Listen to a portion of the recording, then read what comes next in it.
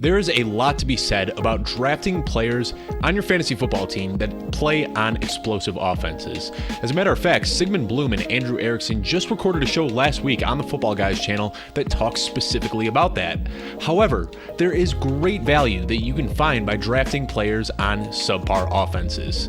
I'm Dave Kluge with Footballguys, and I am going to take a deep look today at the Houston Texans offense. I know it sounds gross, but I promise you there is value to be found here.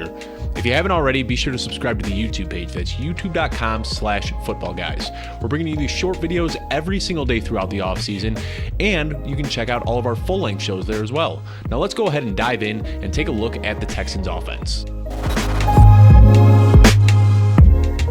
Right now, Davis Mills is getting drafted as the QB 29.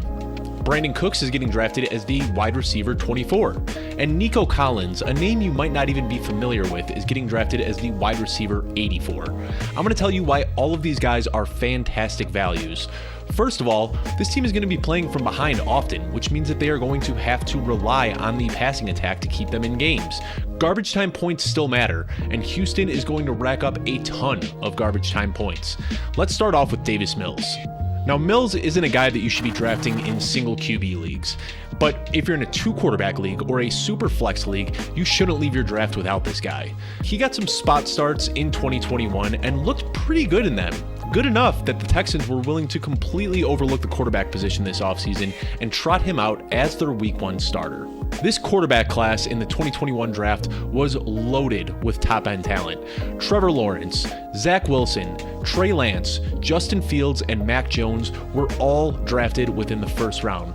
But would you believe it that Davis Mills, the third rounder, actually had the second most fantasy points per start? The only quarterback that had more points per start than Mills was Trey Lance, and he did that on a 2-game sample size. Davis Mills, however, started 11 games. Mac Jones had a slightly better completion percentage, but when you look at touchdown rate and interception rate, Mills looked like a pretty solid quarterback. He was up there with Mac Jones as far as his touchdown and interception rate. Now, I don't think Davis Mills has high-end QB1 in his range of outcomes, but if you're looking for a guy that you could confidently start every single week in a 2-quarterback or a super flex league, Mills is your guy. He should probably put up top 24 numbers this year, so getting him as a top 24 guy is a fantastic value.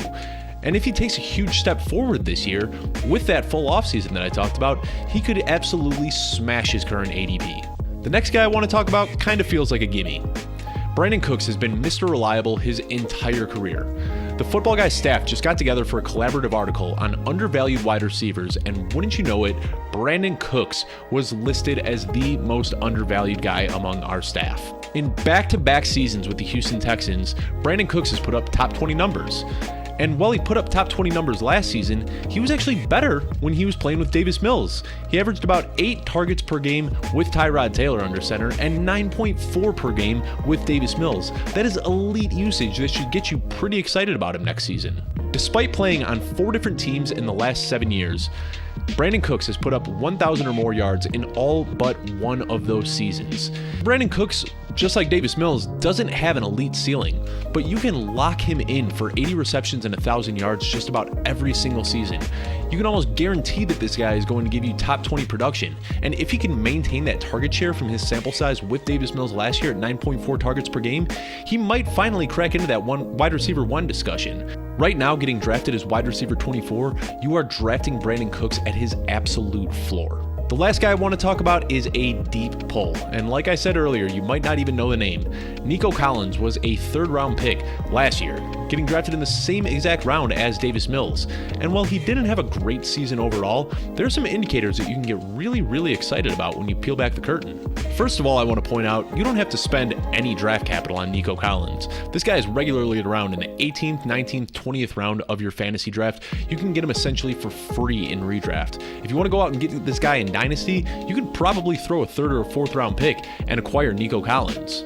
He missed 3 games to injury as a rookie, so he played in 14 games total. However, Davis Mills only played in 8 of those, and when we look at that sample size from the 8 games that he played with Davis Mills, he would have extrapolated over a full season, put up 96 targets, 53 receptions, and 833 yards. Obviously, that's not something to write home about, but for a 3rd-round rookie to put that up while dealing with injuries, it's pretty alluring. What really gets me excited about Nico Collins is the comparison that you can make to Michael Pittman. Both of these guys missed exactly 3 games as rookies. Both of them were day 2 picks in the NFL draft. Both of them commanded exactly 61 targets as rookies. By the end of the season, they had each solidified their roles as their team's wide receiver 2s. Where Michael Pittman was dealing on a team with an aging T.Y. Hilton, Nico Collins is on a team with an aging Brandin Cooks. Both of their speed scores are within the 90th percentile. They're both 6'4". The comps just keep coming the deeper you look into this. Looking at just about everything, size, speed, catch radius, combine performances, rookie season production, they are almost identical to each other. I'm not going to get crazy here and predict a huge year 2 breakout for Nico Collins and say that he's going to finish as a wide receiver 2, but the writing is on the wall. He's big, he's fast, he's the wide receiver 2 on his team, and he already has a strong connection with Davis Mills. There's a lot to get excited about, and the potential breakout is there for a guy that you can get essentially for free in your fantasy football drafts. Thank you for checking this video out. I know talking about the Houston Texans isn't something that you should get really excited about, but there are always going to be values that you can find on these subpar offenses. Throw some darts at the Houston Texans, and hopefully they hit this offseason. I'll be back next week. Thank you for tuning in.